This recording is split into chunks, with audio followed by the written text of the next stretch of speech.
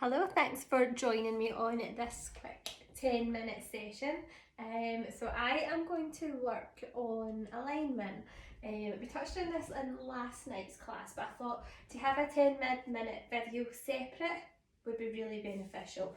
So in Pilates, we want to make sure that when we're exercising, it's not just in Pilates, because we can apply Pilates principles to everyday life, which is really beneficial for our joints, which is why Pilates is great for your joints, mobility, movement, everyday functionality, activities of daily living. So Pilates is very much a functional exercise. And alignment is one of the principles that we want to get right at the beginning. And we work on our alignment when we're in several different positions.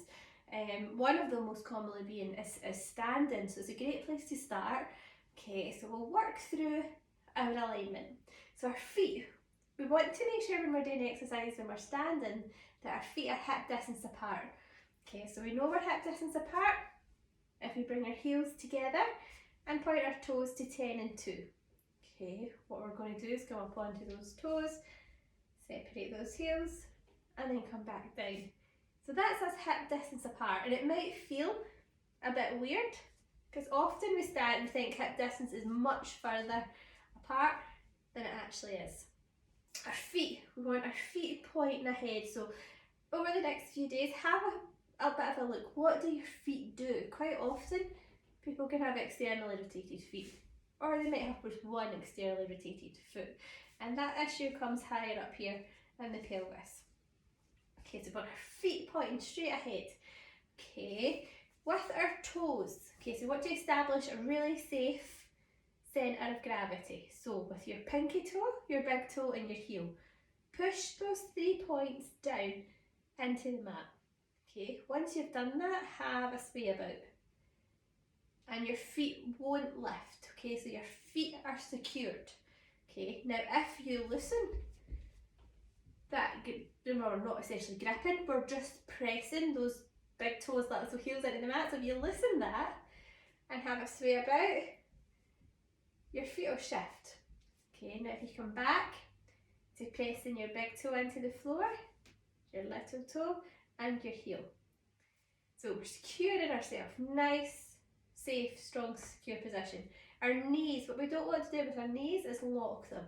So quite often you see people standing like this. They lock their knees. Have a look at my pelvis and what it does. So I lock these knees, this pelvis tilts forward, and I create a lordosis in my back. Okay, so knees, we always want our knee joints to be nice and soft. Our pelvis, we want to establish a neutral pelvis. Okay, so let's feel what isn't a neutral pelvis. So what we're going to do is imagine our pelvis is like a bowl of water. Okay, and a bowl of soup. And we're going to tilt that soup out at the front. And then we're going to tilt it out at the back. Okay, so I'm tilting that soup out at the front, and then I'm tilting it at the back. So I'm getting a bit of movement into my pelvis. And then I'm going to slow that movement down. And bring it back to where it feels in the middle. Okay, when we're doing Pilates, we always want to have a lengthened spine. So imagine someone shooting a beam of light down onto your head and pulling you all the way up. So lengthen through these thighs, lengthen through your spine, but relax your shoulders. Okay, so when you lengthen through your spine, you might feel your shoulders come up. Relax your shoulders. Your neck, you also want to lengthen through that neck. Okay, so quite often I say to people, imagine you've got elf ears and you're pulling those elf ears up towards the sky. Okay, so nice and long through your neck. And pay attention to what your head does, because quite often we can get into the habit of tilting our head and not realising it when we're talking to someone. You might tilt your head, and that can really shorten muscles in your neck. It can really shorten muscles down this side.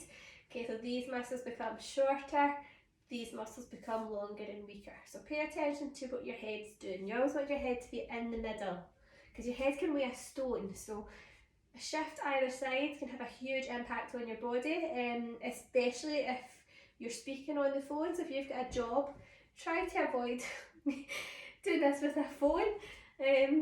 Make sure you've got your headset and things. Yeah, okay, so that's our head. We want our head to be nice and straight. Our eyes, quite often you'll hear me say eyes on the horizon, so you want your eyes to be on the horizon, looking straight ahead. Alternative, if we're down in an all fours position, our eyes will always be on our mat, unless you're watching what I'm doing and then taking it back to your mat. Okay, your chin. What we don't want is our chin somewhere up here. Okay, alternatively, we don't want our chin down here, because quite often we see people walking internally rotated shoulders, their chin's in, and they're walking along quite like this. Okay, so bring those shoulders back, chin resting on a shelf. Okay, with our shoulders, we want our shoulders to take a nice big breath in for me, and then out. Relax those shoulders. This time when you bring your shoulders up to your ears, feel your shoulder blades glide down your back. So a nice big breath in. Bringing those shoulders up and a nice big breath out. Bringing them back down. And have a look at your hands. Okay, so do your hands sit flush against your side like this? Or do they come in like this? Okay, so if your hands in this position, it's an indication that you've got an internally rotated shoulder. Okay, we want to get that shoulder back. You want to have your arms, hands by your side, knees nice and soft, nice and tall.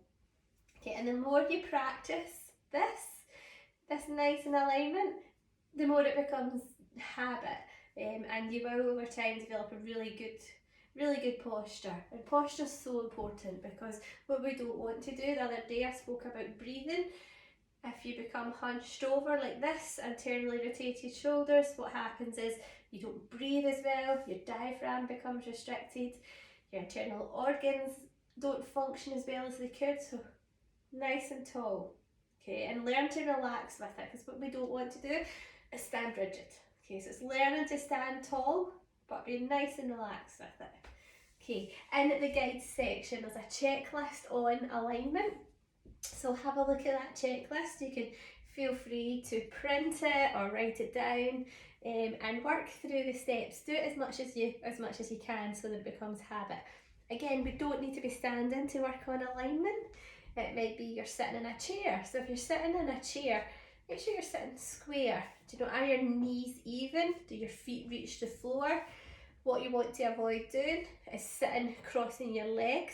Okay, so when you get into the habit of crossing a leg, and I'm sure we all favour one leg over the other, you shorten the muscles on the side that you cross. So these muscles will become shorter.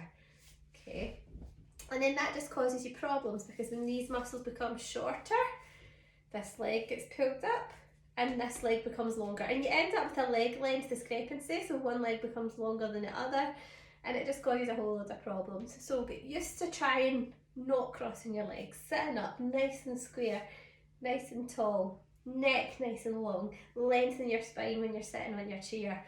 Okay, so that's your homework to work on, is to print that checklist, and else just write the steps down and practice standing in alignment. Okay, so as we go on, we'll also work on alignment lying on our mat, on an all fours position. So we'll work on alignment in a few different ways. So thanks for listening, and any questions, let me know.